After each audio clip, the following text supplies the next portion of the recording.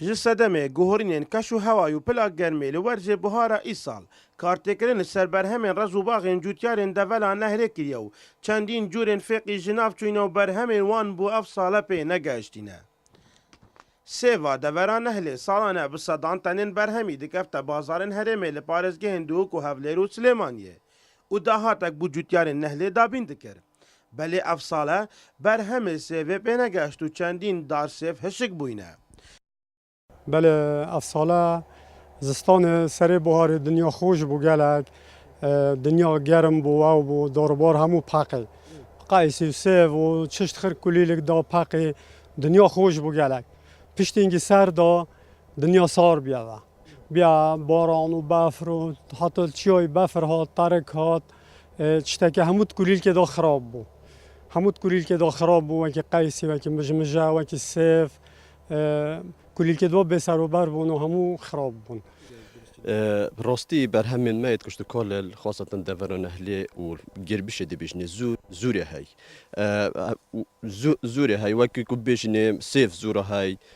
هجیره های تریه های اواشت بیت اگرت هنده کو خلک و گنده آن خلک همه گنده که بخو استفاده لیور گریتن. Bayaqdan bi berhemên kuştukalî û rez û baxên cûtyaran êke ji erkên hikûmetê û daxwaza cûtyarên Nehlê bûye. Çûnke ji navçûna berhemê salekê ziyanên zûr bi cûtyarên Nehlê gehandiye. سیدا سیف خراب بو هیچ برهم نبو مجمجه خراب بو قیسی خراب بو میو همو میو تری خراب بون سیف خراب بون مجرد هجیرت ما و هجیر یعنی حتی حدکی باشه نه کو بجی وکی چتی نمایه بس با چتره یعنی دور ویگوی بس هجیر ما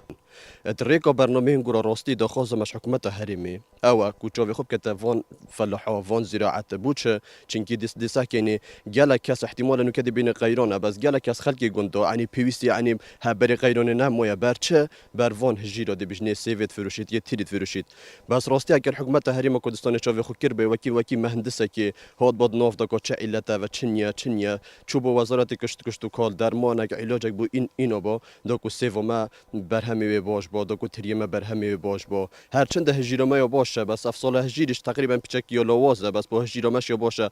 خلک ما بارا پتری جوتیار ما بارا پتری او چته کد فروشید هجیره راستی هجیره گربیش یا بنودن که وکی کو خلک یک زانیتن Kertê kuştukalî û rez û baxên fêqî divê qeyrana darayî da şiyaya astekê baş barsivîkiyekê bû cûtyarên herêmê durust biket. Belê pêtiviya hikûmet û wezareta çandinê zêdetir şiyanên xwe bêxne ger bû pêşvebirina berhemên navxwî. İsmaîl Seîd, Kanalê Badînan Sat, Gundê Girbîşê li devera Nehlê.